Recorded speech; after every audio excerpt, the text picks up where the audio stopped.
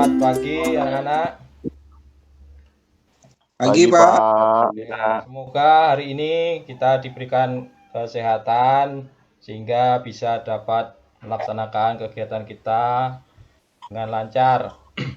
Oke, untuk hari ini sebelum kita mulai, marilah kita awali dengan berdoa menurut agama dan kepercayaan masing-masing. Berdoa, mulai. Berdoa, selesai. Nah, untuk hari ini yang sudah hadir tercatat ada 5 orang. Mana yang lain? Belum Absen, bisa masuk, absen. Pak. 3 orang lagi, Pak, yang belum, Pak. Tadi udah ini di WA, Pak. Untuk hari ini kita lanjutkan materi yang kemarin, yaitu tentang diagnosis sistem bahan bakar.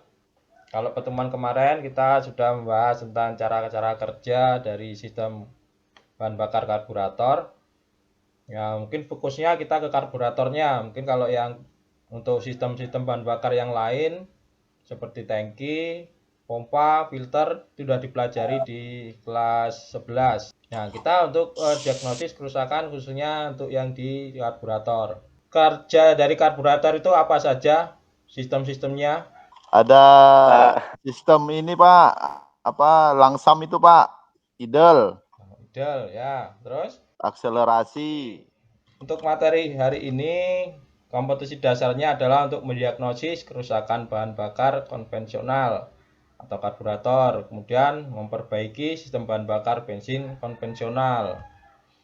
Kemudian tujuannya nanti setelah kalian mengamati, kemudian berdiskusi, kalian bisa menganalisis gangguan sistem kerja karburator pada mesin bensin konvensional. Diskusi peserta dapat mendeskripsikan gangguan pada sistem kerja karburator pada mesin bensin konvensional.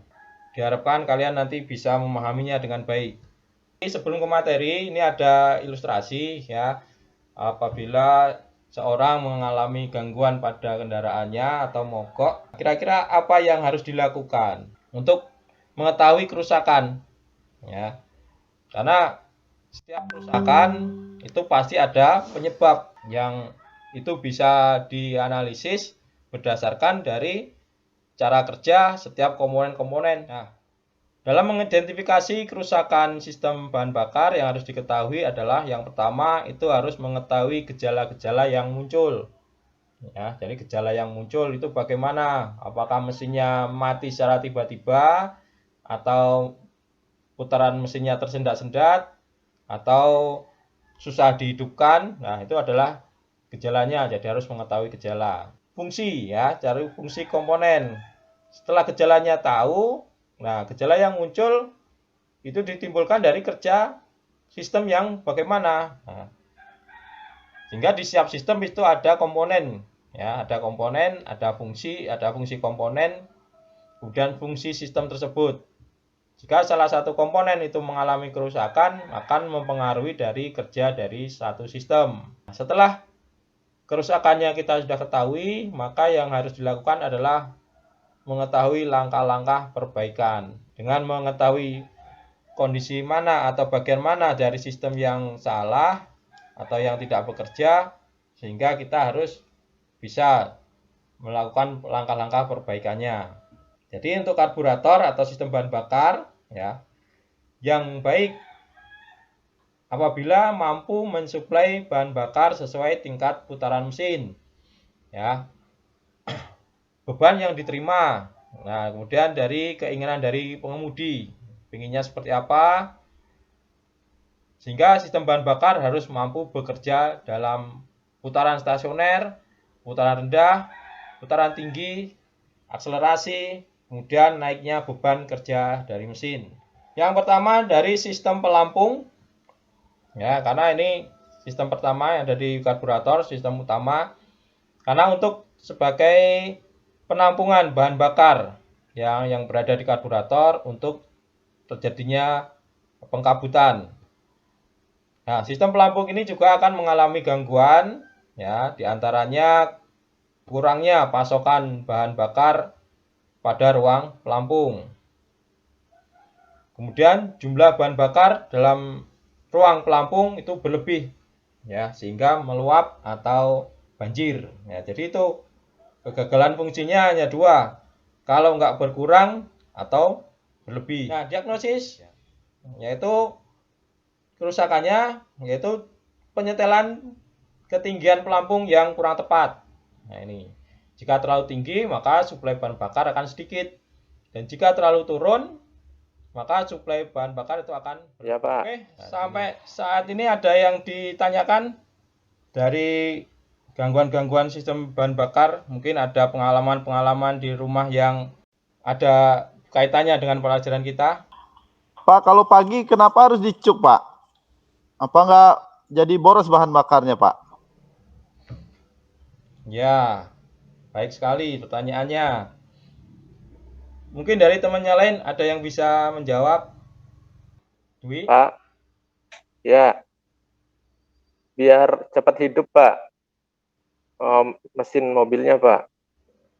Oke, benar sekali Jadi ya, dicuk supaya dulu. mesin biar bisa hidup. Nah, kalau sudah tidak ada yang ditanyakan atau mungkin sudah paham, untuk minggu ini kalian ada tugas yang harus kalian kerjakan untuk merefleksi hasil kegiatan untuk minggu ini. Kalian bisa membukanya pada Google Classroom yang sudah kalian ikuti. Tampilan pada Google Classroom untuk pelajaran PMKR. Kalian bisa melihat di tugas yang sudah saya upload sebelumnya. Di sini ada bahan ajar yang nanti. Kemudian untuk kegiatan hari ini atau minggu ini, kalian bisa membuka di diskusi pertemuan 2 untuk sistem bahan bakar. Di sini kalian harus mendownload LKPD, yaitu lembar kerja peserta didik yang digunakan untuk panduan kalian dalam mengerjakan pekerjaan. Tes formatif, kalian bisa melihat di bagian penilaian. Ini ada tes formatif. Ya, berupa pertanyaan, uraian. Silakan nanti pertanyaan atau jawaban bisa kalian isikan langsung di sini atau menggunakan kertas, kalian scan kemudian dikirim ke Classroom ini. Untuk pengerjaannya saya beri waktu 3 hari maksimal ya, supaya kami juga mudah untuk menilainya. Kemudian kalian juga tidak menumpuk-numpuk pekerjaan untuk pelajaran-pelajaran yang lain. Jadi kesimpulan untuk hari ini bahwa untuk mendiagnosis kerja dari atau mendiagnosis kerusakan, kalian harus pahami dulu cara kerja dari sistem ya. Untuk mengetahui cara kerja, kalian juga harus paham komponen-komponen yang ada pada sistem. Sekali lagi, saya berusaha kepada kalian untuk sekali jaga kesehatan ya, jangan sampai terjadi sakit, belajar di rumah, tetap semangat, tingkatkan kemandirian dalam belajar.